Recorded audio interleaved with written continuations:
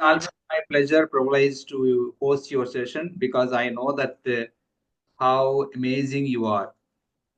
Your Oh, thank your greatness, your humanity, and your helping nature helped you a lot to save your life from such a dangerous situation. Uh, so Almighty is there, and He blesses always those who do the right things, who are so kind in this world. Oh, Okay, I know that how emotional you are, and if I were you, I would also feel the same way. So it's always my privilege to host your session. So before we jump into these questions, may I request you to say something about yourself? okay. First of all, I'm so sorry. I got really emotional now, maybe because of the whole process I'm going through. It's not easy. Yeah, just Uh, relax. Yeah. yeah, but I'm really glad. I think I went through, I mean, going through this process. The way I faced it, it was really positive. Maybe that's why I'm here now. And talking to you and your students, it was such a great experience that I'm really glad to do it again. And thank you so much for inviting me again, you know. Um, Yeah. You? Hello, I'm good, thank you. And you? I am fine, ma'am. Thank you. My name is Nipika. I am an 8th grader from GPH School, Ilovaram. Here I am so lucky to interact with you, ma'am. Can I ask you Okay, one question? sure. What challenges do you face when teaching English in Brazil and how do you overcome them? Oh my goodness, this is such an interesting question because I would say that first and foremost, I think one of the biggest challenge when it comes to teaching English in Brazil, it's because we don't use English here outside the classroom, you know? We don't need English here in Brazil because we have just one language in Brazil. If you travel around Brazil, it doesn't matter if you go to south, if you go to north, any region in Brazil, you have just one language that is Portuguese. So people don't need English. And you don't have like many foreign people visiting the country as we wish. We have another official language here that is Brazilian Sign Language, but you know, because of that, shouldn't they like don't really use the language outside the classroom? And then this is a big challenge. But what I tell my students, advise them is as we don't have many sites in Brazil where they can use the language, they have to expose themselves like the more they can by using different resources like reading news in the target language, watching films, reading books, or listening to audio books, listen to music. So they have to try to expose themselves the more they can because outside classroom they really don't need English, and I think this is the biggest challenge we face here, like when it comes to learning English. And a very important thing, we study English in Brazil as a foreign language, as a lingua franca. So it's not a second language. And then this is even more like um, difficult for them. Hello, good morning. Good morning. My name is Gayatri Salvi. I am studying 7th grade. Can I ask one question, ma'am? Sure, of course. How do you incorporate Brazilian history and culture into your English lessons? Oh, such a good question again. I strongly believe that when we teach a new language, another language or second language, foreign language, although it's important to study the target language culture, we have to start from the student's background. You know, we have to start with the student's knowledge of the word. So when I prepare my students' classes, I will always try to think of their context, like the way they live, the culture they have access, because Brazil is such a big country and we have such a big social inequality that sometimes we need to approach something, maybe some issue that the students they don't even know what this is. So I always try to bring to my classroom the students' background, the students' context here inside Brazil, their knowledge about the words, and then we try to bring these other like ingredients about the other language. I think, in my opinion, maybe is the best way to do it. Grader, nice to meet you, ma'am. Hello, good morning. Can I ask you a question? Sure, absolutely. What is life like in Brazil? Wow. I think I'll invite you to come here and see yourself. No, just joking.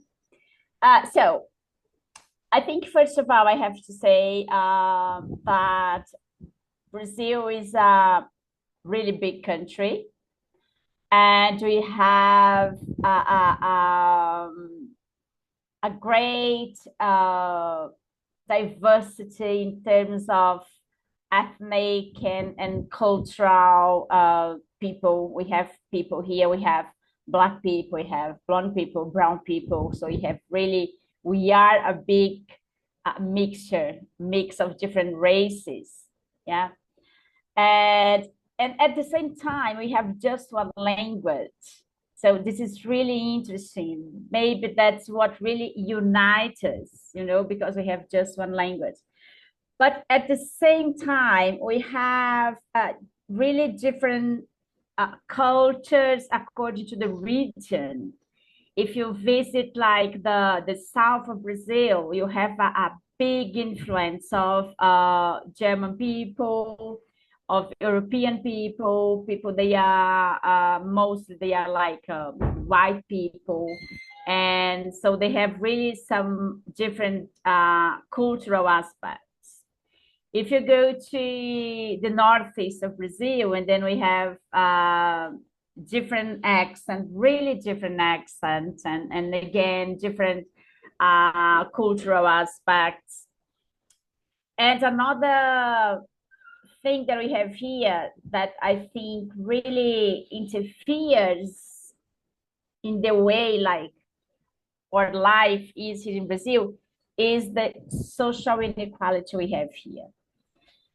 When I saw this question, I was just considering, for example, if I consider the life of my students, I work with students, most of them, they come from slums, like favelas. And even the way, for example, in terms of free time activities, what they do in their free times, they play in the street because even their houses are really in bad conditions. They don't have many space maybe to play a video game. So most of the time they fly kites. I don't know if you like to fly a kite, if this is common in India. Yeah, it's common in India, especially during the month of January. And children here, they fly the kites. It's a part of a Pongal festival. Oh, great. So here they love flying kites and their free time activities. For example, they love football or soccer, so they play football all the time. It doesn't matter if they are in a field, if they are in a court or just in the street, On the other hand, if we consider a more high like social class, and then they have different habits. They like going to the beach. Kids, children, they don't stay like in the streets. They live in yeah. But here in Brazil, yeah, that's the people love going out and going to parks, going to the beaches. And when we have Carnival, we have lots of people in the streets, like having fun. And we also, life here in Brazil, we have religion is really important as well. We have a part of the society that is Catholic, the other is Protestant, but is really religion for us is really important. I'm saying that because I have already lived like in Australia for 9 months, and I noticed that I think that religion that is not really important, Here in Brazil is really important as well. Yeah, thank you so much. Hello, ma'am. Hello, good morning. Good morning, ma'am. My name is Farhad. I am an 8th grader from JPH School, Elavaram. I am so excited to interact with you. Here, I would like to ask a question. Can I ask, ma'am? Sure, absolutely. What are the effective language learning strategies you are recommending? Wow, we could talk a long time about that. So I think it's really important when we study another language, setting realistic goals. Why am I saying that? For example, in our context, I have some students that they come to me and they say, oh, I would like to study English because I would like to listen to music and I would like to understand every single word. The first thing I tell them, maybe this is not impossible, that is not possible, because you start studying a foreign language, a new language, and you want to understand it in the same way you understand Portuguese. That is the language that you have been speaking since you were born. So maybe it's not possible, but it's totally possible to learn a new language, to interact with other people, maybe to find a better job and to go for an interview, and you can travel abroad and you can get by. So I think setting realistic goals is really, really important. And then I would say that maybe first and foremost, you have to immerse yourself into the language target. And you can do it like by reading news, reading books in the target language. You can do it by practicing it like every day. And I tell my students today that maybe the best way to study English today is do it little and often, do it like in short spurts. So you can do it regularly, daily, instead of accumulating all things you have to study and do it in many hours just in one day, for example. Do it regularly, daily. Take a short time, even in like 15 minutes per day, but do it little and often. Yeah. So, and exposing yourself to the language is speaking to other people, not only native speakers, but non-native speakers, because we have lots of people nowadays using language as a foreign language. And that's what you are doing. And this is great. Yeah, this is excellent. Thank you so much, Val. And here I have a few personal questions. Okay. Today, the world has become a global village. The same time, technology has been rapidly improving. Today, many people are able to use the internet. The radiation is also increasing day by day. The food that we take in on day-to-day basis is contaminating, and it's quite vulnerable to some of the deadly diseases. And what we drink today is, of course, is not safe enough. to keep our health safe. So that means in everywhere the deadly disease is poaching. In India, most of the food that we take is heavily, pesticide-based food. Pesticide-based food. Most of the farmers here using high volume of pesticide to grow their crops. So in turn, the food that we take here is whatever we consume, we are also consume the pesticide. Pesticide levels in our body is also increasing. So there is no control over the pesticide usage and the radiation effect. So everywhere in the world, so the pollution factors and food factors, radiation factors, and all these factors, in fact, making the people vulnerable to the cancer or deadly disease. So I hope that you are the fighter, a great fighter. You defeated one of the deadliest disease to dust. And today you are the right person to say about this particular thing. Could you please give a message to the people who are battling from the cancer? So what kind of things they should keep in mind to fight with this deadly disease, or to prevent them from being vulnerable to this deadly disease? Oh, thank you. Yeah, pesticide today is a big problem. In Brazil, is the same, like we try to watch and be really careful about our diet, yeah, the food you consume, but it's really complicated. When I just received this diagnosis about cancer, first of all, the first thing I think we do is cry. Yeah, and then I cried, and then I called a friend who had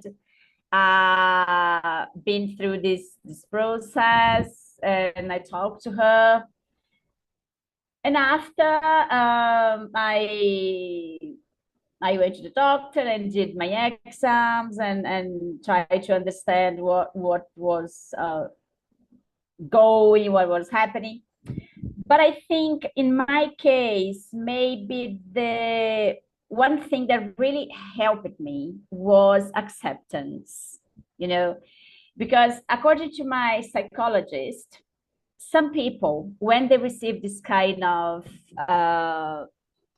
diagnosis, they don't accept it. And then they start asking God, why me? Why me? And I think it's not fair for us to ask that, because we are adults. I have already lived maybe half part of my life. And because if I ask that, let alone an infant, like kids, babies, because some babies, they are born with cancer. If I am an adult and I start asking God, why me? Let alone a baby, what could they say? So it's not a matter of, oh my God, what should I do to deserve it? What should I do to deserve it?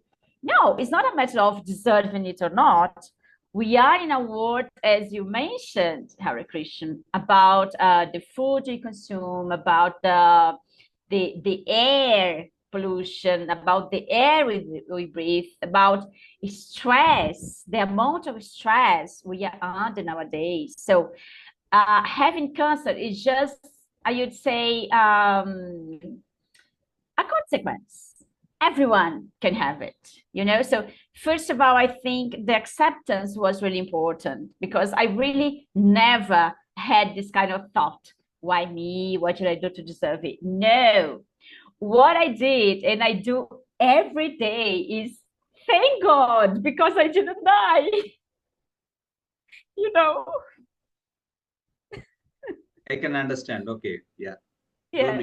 Yeah. And another thing I think is permission, because some people, they told me, oh, you have to be strong, you have to and it's not a matter of being strong or not. I think you have to permit yourself. For example, when I was going through chemotherapy, it was really hard. You know, sometimes you think that you are going to die. And what I did, I permitted myself to go through that process. If I was feeling weak, okay, I just lay down on a bed.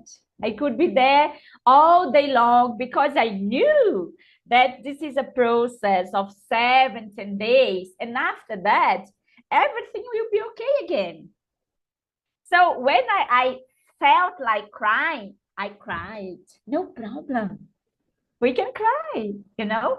When I felt like just sleeping all day because I was really weak, I did it. No problem. Yeah. And a third really, really important word here is resilience. Resilience was really, really important to me, because even the gym, I didn't stop going to the gym. You know, I was totally without hair. And after this really tough period of chemotherapy, after 10 days, I was feeling a bit better. I went to the gym. Even if I couldn't work out, I could stretch, I could, you know, talk to other people. So resilience is really, really important. So you have to bear in mind, this is a period. It's difficult, yes, but everything will be fine. I'm doing my best. Yes. And then I permitted myself. I accepted the disease. I didn't like question God. By the opposite, but by the contrary, I really thank God every day.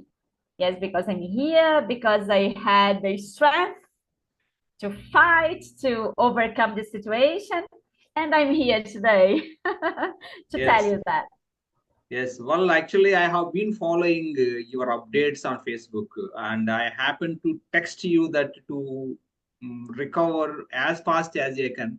So I even prayed the God to recover you, because I know that the good people, great people, kind people are always be blessed by God, because I know how trustworthy He is. Almighty is always great, and He blesses those who are so kind, because you have this second lease of life.